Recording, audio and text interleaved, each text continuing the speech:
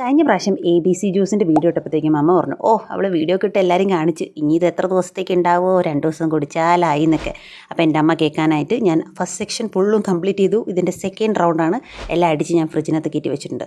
By അത് പറയാൻ വേണ്ടിയല്ല വന്നത്. നിങ്ങൾ എന്നെ പോലത്തെ ആക്നി പ്രോൺ ഓയിലി സെൻസിറ്റീവ് ഒരു സ്കിന്നുള്ള ഒരു വ്യക്തിയാണെങ്കിൽ, സോ നിങ്ങൾക്ക് ഏതൊരു ഫേസ് വാഷും യൂസ് ചെയ്താലും സ്കിൻ ഭയങ്കര സെൻസിറ്റീവ് ആവുന്നുണ്ടെങ്കിൽ നിങ്ങൾക്ക് ഈ ഒരു പ്രോഡക്റ്റ് എന്തായാലും യൂസ്ഫുൾ ആവും.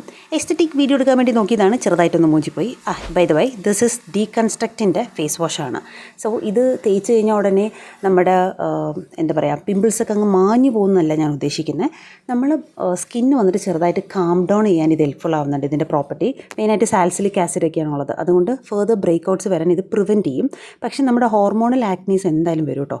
അല്ലാതെ നോർമലി ചൂടൊക്കെ കാരണം കൊണ്ടല്ലാതെ നമുക്ക് ഫേസിൽ വരുന്ന ആക്നീസൊക്കെ നന്നായിട്ട് പ്രിവെൻറ്റ് ചെയ്ത് തരും. ഇതിൻ്റെ ഒരു ട്യൂബിങ്സ് തന്നെ നമുക്ക് ഏകദേശം 2 മാസത്തേക്ക് യൂസ് ചെയ്യാൻ വേണ്ടി പറ്റും കേട്ടോ.